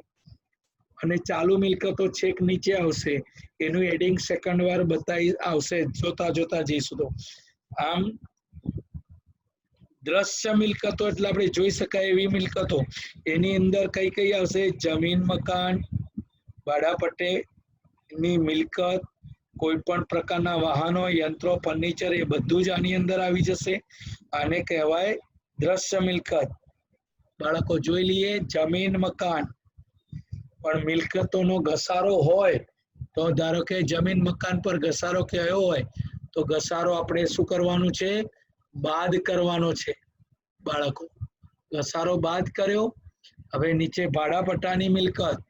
ભાડાની પટ્ટાની મિલકત ઉપર જોઈએ તો ઘસારો એના પર બી બાદ કરીશું આપણે, બરોબર? બાદ કર્યો એટલે 12 ખાનામાં રકમ આવશે, બરોબર? સેમ વસ્તુ વાહનો, યંત્રો, ફર્નિચર, બરોબર? આ બધાના ઉપર જો ઘસારો હોય તો બાદ કરીને 12 ખાનામાં, અને ઘસારાની રકમ નફા નુકસાન ખાતે ઉધાર બાજુ લખીશું, બરોબર?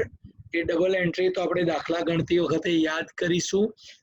દરેક ફોર્મેટ તમે યાદ કરતા જશો તો વધારે આવશે. આ બધી દ્રશ્ય મિલકત છે.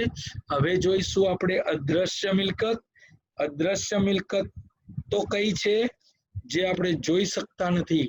કઈ છે? પેટન્ટ, ટ્રેડમાર્ક, કોપીરાઇટ, પાઘડી. આ બધી આપણી મિલકતો ખરી, પણ કઈ મિલકતો કહેવાય? અદ્રશ્ય. જે આપણે પાઘડી જોઈ શકાતા નથી, પાઘડીનું વેલ્યુ હોય છે. ટ્રેડમાર્ક, પેટન્ટ, આની વેલ્યુ કરી પણ આપણે જોઈ શકતા નથી. દ્રશ્ય મિલકતમાં તમારે 10 લીટી છોડવાની છે બાળકો. દ્રશ્ય મિલકત આપી એની નીચે 10 લીટી છોડવાની છે, નીચે જગ્યા રાખવાની કોઈ પણ દાખલાની અંદર. અને અદ્રશ્ય મિલકત હોય તો 2 થી 3 લીટી ચાલશે. અદ્રશ્ય મિલકતમાં 2 થી 3 લીટી ચાલશે. અમે બધી જ એન્ટ્રી આપી છે, પણ દાખલાની અંદર 1-2 એન્ટ્રી આપી હોય, બરોબર છે? હવે એના પછી કયું આવશે? જો રોકાણો આપ્યા હોય આપણા, તો રોકાણો કાચા સરવૈયામાં આપેલા હોય છે તો જ લખવાના છે, બાકી રોકાણો લખવાની જરૂર નથી. પહેલા ધ્યાન આપવાનું, તો એનું હેડિંગ આપી દેવાનું રોકાણો. જો હવે આપણે બિન ચાલુ મિલકતો આપણે જોઈ હતી, બરોબર? હવે ચાલુ મિલકતો જોઈ લઈએ. ચાલુ મિલકતોની અંદર 10 થી 12 લાઈન તમારે છોડવાની છે બાળકો. આ પહેલેથી હેડિંગ આપી દે. આ દરેકને આપણે 11th જેમ લખતા હતા એવી રીતે નહીં, અહીંયા સ્ટેપ બાય સ્ટેપ સિસ્ટમેટિક લખવાનું પૂરા માર્ક્સ લેવા માટે. તો ચાલુ મિલકતોની અંદર અહીંયા 10 લાઈન છોડવાની છે, બરોબર? હવે 10 લાઈન છોડશો તો પહેલા ચાલુ મિલકતમાં શું આવશે? આખરનો સ્ટોક બાળકો. આખરનો સ્ટોક તમારે લખવાનો છે. જે આખરનો સ્ટોકની 2 એન્ટ્રી હોય, વેપાર ખાતાની જમા બાજુ અને એક અહીંયા મિલકત લેણા બાજુ. બીજું દેવાદારો. દેવાદારોનું એક ફોર્મેટ છે, જેમ આપણે નફા નુકસાન ખાતામાં જોઈ ગયા એ રીતે દેવાદારો લખવાના. એની પછી બાદ શું કરવાનું? ગાલખાદ. જે ગાલખાદ હવાલામાં આપી હોય કે દેવાદાર પર આટલી ગાલખાદ રાખવાની છે. હવે એના પછી ગાલખાદ અનામત એ પણ લખી હોય કે દેવાદારો પર 2% વટાવ અનામત, 5% વટાવ અનામત. આ રીતે આ ફોર્મેટ દેવાદારોનું છે, ધ્યાન રાખવાનું છે. પણ ક્યાં હોય? હવાલામાં. બાકીની રકમ બહારના ખાનામાં. ત્યાર પછી રોકડ અને બેંક, લેણી ઊંડી, આ બધી ચાલુ મિલકતો છે. બરોબર છે? કારણ કે મિલકત લેણા બાજુ આપણી જોડે શિલ્લકો છે. હવે લેણી ઊંડી એટલે આપણે પૈસા લેવાના છે, લેણું છે. બીજું કયું લેણું હોઈ શકે આની અંદર? મળવાની બાકી આવક. બાળકો, મળવાની બાકી આવક એટલે આપણને મળવાની છે તો લેણું જ કહેવાય. તો બી મિલકત લેણા બાજુ લખાય. કારણ કે મળવાની આવક છે, ફાયદો છે, ને આવક છે, ને લેણું છે. બીજું અગાઉથી ચૂકવેલા ખર્ચા. અગાઉથી ચૂકવ્યા હોય તો આપણે લેવાના જ હોય. તો અગાઉથી ચૂકવેલ ખર્ચા બી આપણું લેણું છે, તો મિલકત લેણા બાજુ લખીશું. હવે ચાલુ ખાતાની ઉધાર બાકીનું વ્યાજ જે આવ્યું એ ચાલુ ખાતાની ઉધાર બાકી હોય તો આટલી વસ્તુ મિલકત લેણા બાજુ આવવાની છે. અને ગોખવાની કોઈ જરૂર નથી. ખાલી એકવાર જોઈ લો, શાંતિથી સમજી લો. જેમ જેમ આગળ દાખલા ગણશું એમ એમ તમારો કોન્સેપ્ટ ક્લિયર થતો જશે. આગળ મૂડી દેવા બાજુ પહેલા જ લખવાનું છે, મૂડી ખાતા. હવે મૂડી દેવા બાજુ મૂડી ખાતા. જે ભાગીદારોના નામ આપ્યા હોય તો ભાગીદારોના નામ સ્ક્રીન ઉપર જોઈ શકો છો. એની જેટલી મૂડી હોય એટલી, બીની મૂડી, બંનેનું ટોટલ રકમના ખાનામાં. હવે ડાયરેક્ટ એ બી ના આપ્યું ટોટલ મૂડી ખાતે તો ટોટલ રકમ બી બહાર લખી શકીશું બાળકો. હવે આગળની વાત કરું. બે ભાગીદારોની મૂડી, ત્યાર પછી ચાલુ ખાતું, એની જમા બાકી. જમા બાકી એટલે મૂડી જ અલ્ટિમેટલી કહેવાય. બરોબર છે? ત્યાર પછી અનામતો આપેલી હોય તો અનામતનું હેડિંગ આપી દેવાનું બાળકો. સામાન્ય અનામત અને મૂડી અનામત. બાળકો સેમ વસ્તુ. કોઈ પણ પ્રકારની અનામત હોય તો આપણે અહીંયા લખીશું મૂડીની નીચે. મિલકતના બે ભાગ છે, બિન ચાલુ મિલકત. જેમ મૂડીના બે ભાગ હતા, મિલકતના બે ભાગ હતા. આપણે મિલકત લેણા બાજુ જોયું ને, બિન ચાલુ મિલકતો અને ચાલુ મિલકતો. તો અહીંયા પણ આપણે બિન ચાલુ દેવા અને ચાલુ દેવા. તો આપણે બિન ચાલુ દેવા ને બિન ચાલુ અહીંયાથી આપણે જોઈશું મૂડી ખાતા. મૂડી ખાતાની અંદર એ બી ભાગીદાર છે. ભાગીદાર હોય તો ભાગીદારના નામ લખવાના અને ભાગીદારો. ત્યાર પછી ચાલુ ખાતાની જમા બાકીનું વ્યાજ આવશે. એ પછીનું અનામતો હોય તો અનામતો લખી દેવાની. સામાન્ય અનામત, મૂડી અનામત. અને એ પછી આપણે શું વિચાર્યું હતું? કોઈ પણ અનામત હોય તો અહીંયા લખીશું. પણ મૂડીની નીચે મિલકતના બે ભાગ હતા. આપણે જોયું હતું કે બિન ચાલુ મિલકતો અને ચાલુ મિલકતો. એમ દેવાના પણ બે ભાગ છે, બિન ચાલુ જવાબદારી અને ચાલુ જવાબદારી. પહેલા આપણે બિન ચાલુ જવાબદારી જોઈ લઈશું. અને બિન ચાલુ જવાબદારી અંદર એક જ શબ્દ યાદ રાખવાનો છે, કોઈ પણ પ્રકારની લીધેલી લોન.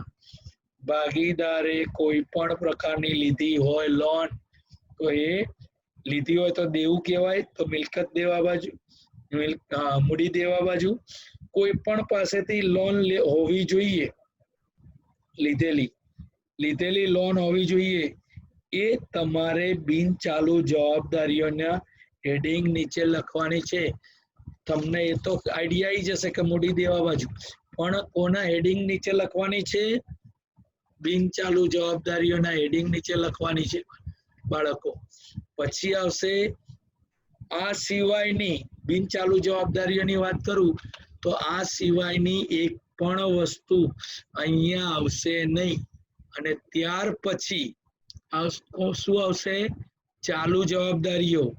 તો મિલકત લેણા બાજુ દેવાદારો હતા બાળકો. અહીંયા જુઓ દેવાદારોનું ફોર્મેટ બનાવ્યું હતું. મારું કર્સર છે એ ખાસ જોઈજો. અને અહીંયા શું આવશે ચાલુ જવાબદારીમાં? લેણદારો, દેવી ઊંડી, આપણું દેવું છે એટલે અહીંયા આવશે.